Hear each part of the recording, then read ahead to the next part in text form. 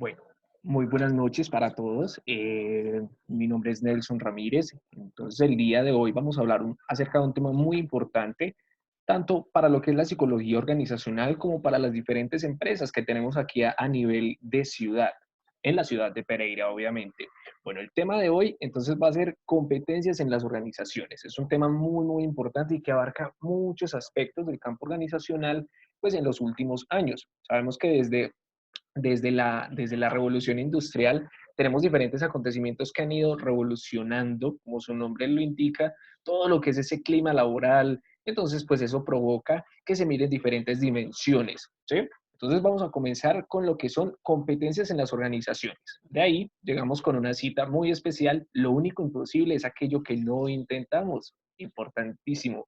Quiero que reflexionen acerca de esa frase y después me cuenten qué piensan acerca de ello. Perfecto, entonces vamos a comenzar para el día de hoy con la presentación, primeramente, es del estudiante Nelson Andrés Ramírez Sauceda en Psicología Organizacional, octavo semestre, y tenemos el tema, como les había indicado, competencias en las organizaciones de la Universidad Minuto de Dios en Pereira. Perfecto, ahora, entendemos competencias en las organizaciones, pero realmente, ¿qué son las competencias? Hay que mirarlo desde el campo organizacional si queremos tener un enfoque realmente fuerte sobre el tema. Ahora, ¿qué son las competencias? Vamos a tocar 5 palabras especiales. ¿Cuál es? Conocimientos, ¿sí? Cuando nos abarcamos en el mundo organizacional, lo primero que se busca es el conocimiento que ese perfil requiere de un trabajador, ¿sí? Y que ese trabajador obviamente trae, ya bien sea por medio de las experiencias. Ojo, aquí no estamos mirando todavía las experiencias, aquí estamos mirando qué adquirió por medio de las experiencias. Por tanto, es muy, muy importante entender esa parte. Ahora, tenemos también lo que son las actitudes que nos puede brindar ese trabajador en la actualidad. ¿Por qué? Porque hay diferentes perfiles. No es lo mismo yo buscar una actitud de un comerciante a una actitud de un locutor o una actitud de un asesor de call center o una actitud de un profesor. ¿Ven? Van cambiando los perfiles. ¿Por qué? El ejemplo del docente, necesitamos que sea muy pedagógico, pero en el caso de lo que es un asesor de ventas, necesitamos que sea muy comercial. Entonces, las actitudes deben ser totalmente diferentes. Sin embargo, que cumplan con ciertos requisitos que nos indica el perfil ocupacional. Bueno, entonces tenemos también las experiencias. ¿Cuántas experiencias ha tenido ese asesor o ese trabajador, ese colaborador? ¿Cuántas experiencias ha tenido que nos pueda permitir enganchar su experiencia con el cargo? Todo lo que él ha vivido, ¿cómo nos puede aportar frente al cargo que estamos en este momento buscando? Entonces, de ahí llegan también esas habilidades que él puede desarrollar por medio del conocimiento, las actitudes y, como lo mencionaba, sobre las experiencias. Y a nivel personal quise agregar una más, que son las aptitudes. Si bien hay otro tipo de pruebas, hay otro tipo de validaciones que validan o ensayan, examinan todo lo que son las aptitudes, más la agregué aquí porque creo que es realmente importante, es más a nivel personal que lo pongo ahí, ¿sí?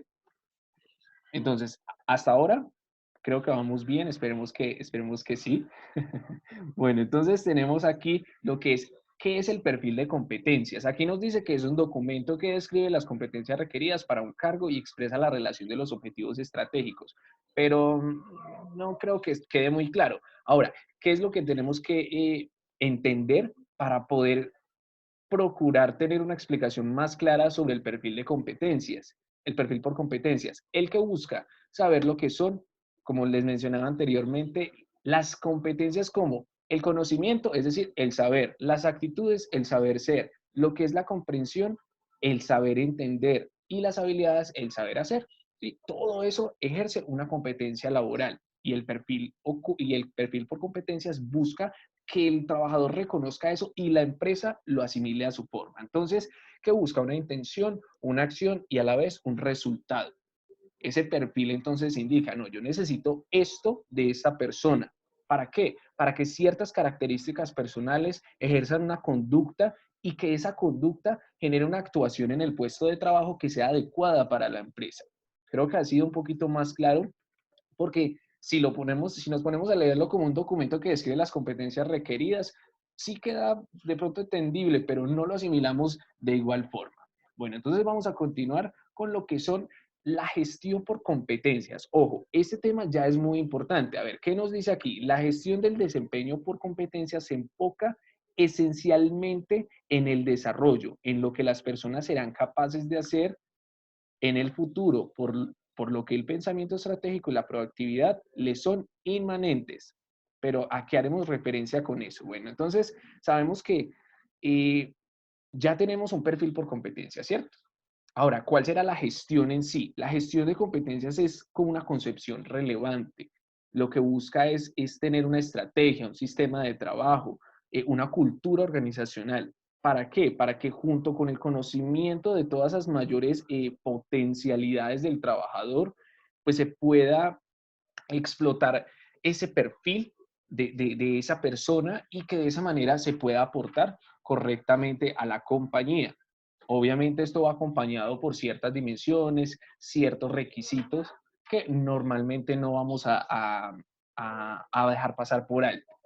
Bueno, entonces pasamos a lo que es cuál es la utilidad y cómo, pues como psicólogos, cómo podríamos aportar y utilizar la gestión por competencias. Lo primero es evaluar las competencias específicas que requiere un puesto de trabajo.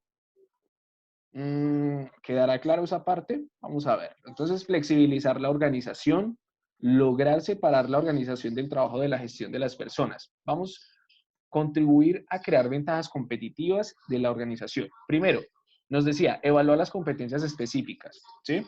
Si yo, les voy a poner un ejemplo, si yo necesito que esa persona sepa atender al cliente, yo no voy a contratar a una persona que de pronto nunca ha tenido esa experiencia. ¿Sí? O si yo no cuento con la capacidad organizacional de formar esa persona en servicio al cliente, pues yo no voy a requerir o yo no voy a evaluarle perfiles de servicio al cliente si él realmente no los tiene.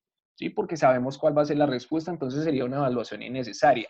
Flexibilizar la organización. Ahí vamos con el ejemplo que les decía. Si esa persona realmente no ha recibido una experiencia sobre servicio al cliente, ¿qué puedo yo hacer? Pues a nivel interno puedo formarle para que así, eh, eh, en pro de un futuro, pueda ya esa persona estar preparada totalmente.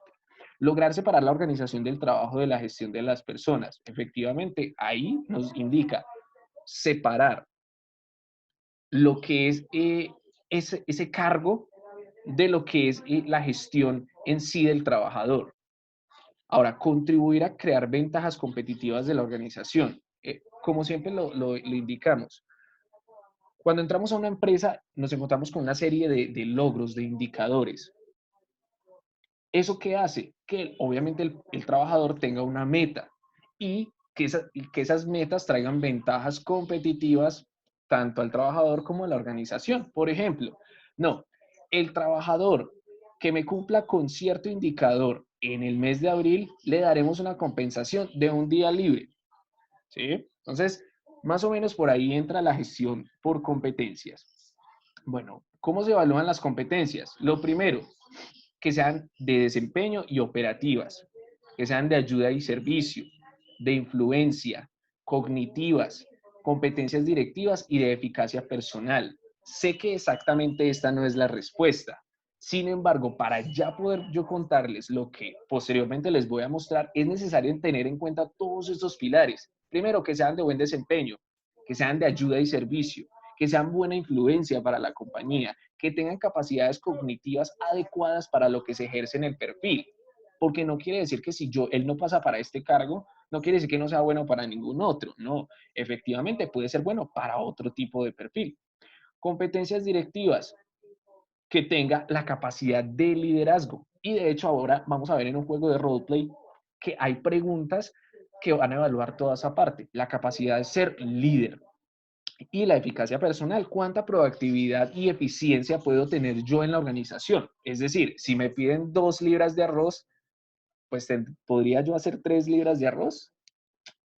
Entonces, eso es lo que hay que evaluar. Vamos entonces a pasar a la siguiente diapositiva. Ahora sí, ¿cómo se evalúan las competencias? Lo primero, competencias personales. competencias personales, criterios de desempeño, competencias del candidato y la comparación de competencias. Es muy, muy importante porque primero se va a determinar un criterio de desempeño, ¿sí? Es decir, se monta en todo el panel de expertos, de la experticia. Y el otro nos cuenta que es identificar competencias personales vinculadas al desempeño, es decir, hacer una entrevista de incidentes críticos, puede ser. Llega la otra que nos dice cómo recoger una información sobre competencias de los candidatos. Puede ser por test, por cuestionarios, entrevistas, también puede ser por un assessment, puede ser por medio de ejercicios prácticos, ejercicios bajo presión, ¿sí? Pues también tenemos comparar competencias de candidatos y requeridas por el puesto. Si bien hay candidatos que pueden tener perfiles muy similares, siempre va a haber una diferencia. Así sea en el tema del conocimiento o en el actitudinal, siempre vamos a encontrar una diferencia. Por eso es importante saber reconocer todos esos pilares que les mencionaba en la diapositiva anterior, porque de esa manera vamos a tener estricto conocimiento y vamos a saber cuál de los dos nos puede servir más. Eso sí, cada trabajador tiene algo que aportarnos, solamente que para ciertos cargos, pues unos llevan la ventaja. Bueno, vamos por aquí entonces con un roleplay. Es un roleplay. Ustedes recuerdan las dimensiones que yo les indiqué ahora, que nos decía sobre la autonomía, pues que les indiqué que íbamos a hacer unas preguntas, pues vamos a pasar entonces a ellas. Entonces vamos a imaginarnos que estamos en un colegio, ¿sí? Y tenemos a la señora Hannah y al señor Albert. El señor Albert es el coordinador de ese colegio.